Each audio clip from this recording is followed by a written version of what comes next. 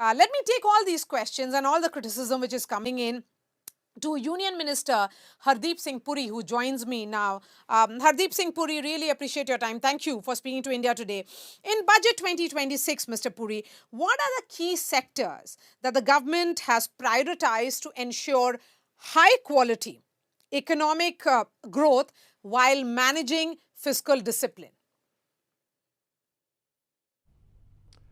I think if you look at the overall thrust of the budget, it continues the ongoing process of high growth with low inflation and capital expenditure increase, which by itself is enormous. By the way, in 2014, Maria ji, we had set aside 2 lakh crores for capital expenditure. Last year, when it went up to 11 lakh crores, there were people like me, I tend to be a bit cynical. I said, how will we sustain it? This year, it's gone up to 12 lakh crores.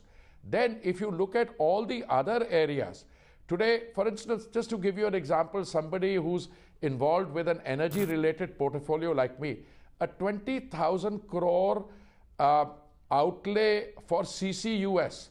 Now, isn't that part of decarbonisation? Isn't that part of the energy growth? Isn't that part of something extremely important globally when you are making a transition? In biofuels, you've gone from 1.4% to 20%. And look, I was very happy, Maria ji, to find that biogas, which is mixed in CBG, will not be included in the assessed value. It's a small step, but very significant. Similarly, when you have other connectivity, high-speed corridors, rail corridors, when you do take measures, and I have a list of these, I was so impressed with this, 10,000 crores for biopharma Shakti mission, 10,000 crore for container manufacturing, 3 dedicated chemical parks, 10,000 crore for MSME growth fund.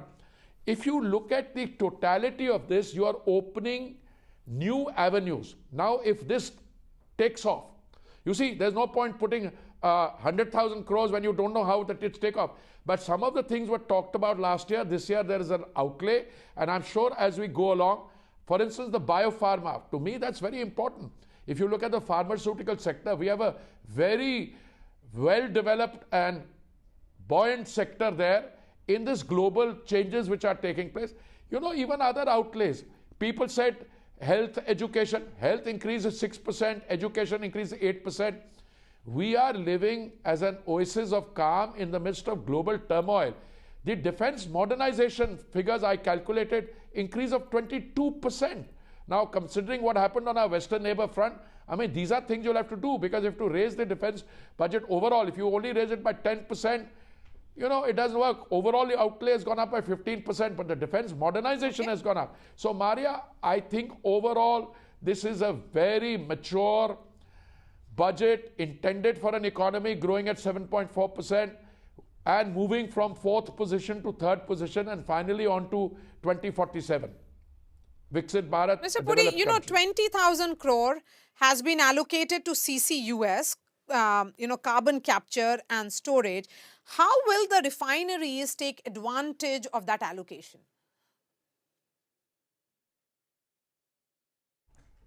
Well, first of all, let me in the interest of full disclosure, this is not just meant for the refineries. The refineries are one of the eligible sectors which can take advantage of the CCUS. Now, in the refineries, you have clear possibility of immediate benefit from this because, decarbonization is a very important part of our story. So, the refineries are transiting. First of all, they were mainly only processing crude oil to make petroleum and diesel. Now they are getting to make petrochemicals. But decarbonization will always continue to be a very one. And this is a very important part of the reform express. And steel, power, cement, all these sectors need to decarbonize. So this 20,000 crores is a very significant, you could say it's not that large. I know it's not large, but it's a beginning. I mean, how do you know that some of my colleagues and I used to fret sometimes that we are talking about carbon capture and storage, but we need to do something about it. So we are taking a number of steps on both carbon capture and storage, but this incentive will go a long way for all these sectors, the refineries, steel, power, etc., to take advantage of that. This is one of the very positive steps. One thought, of course, I would say Donald Trump, the US president, today said that India will be buying oil from Venezuela and not Iran. So has Donald Trump decided and India has agreed for buying oil from Venezuela and not from Iran? Let me, since this is on the budget, but you are choosing to speak about what President Trump said, let me explain to you that we had a bilateral discussion, a call between the President of Venezuela, Her Excellency Delcy Rodriguez, on 30th January. We also had a delegation from Venezuela at the India Energy Week, which took place in Goa between the 27th and the 30th of January. I have myself been dealing with these issues. Our PSUs have a long-standing relationship with Venezuela's national oil company, which is called PDVSA, and we have been maintaining an office there. Our refineries are configured to use Venezuelan oil. By the way, I had $1 billion stuck there. I mean our energy system. So there is nothing new.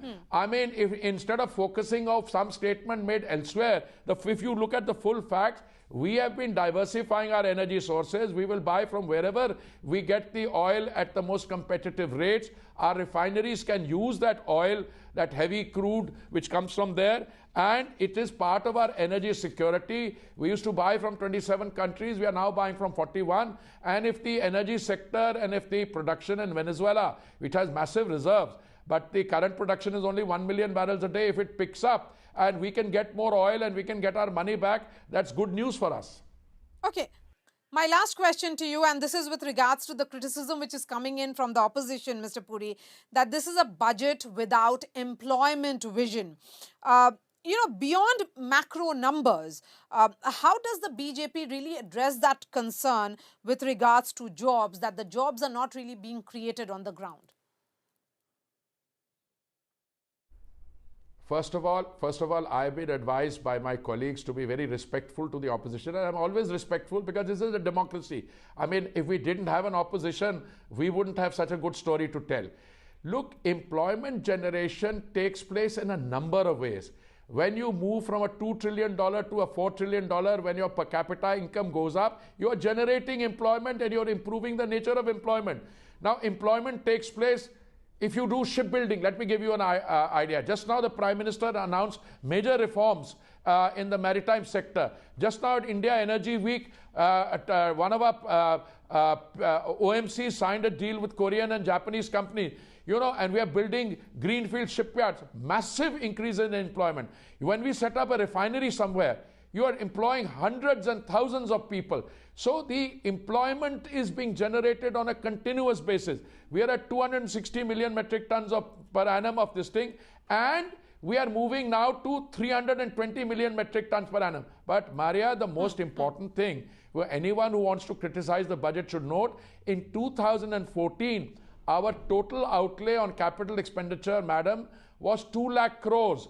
Last year, when it went up to 11 lakh crores, there were guys like me who tend to be cynical sometimes. I said, how will we be able to absorb this large amount of 11 lakh crore?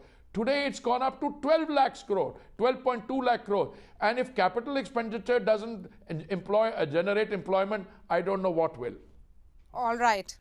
Hardeep Puri, really appreciate your time. Always pleasure listening to you and your views on multiple subjects. So thank you so much.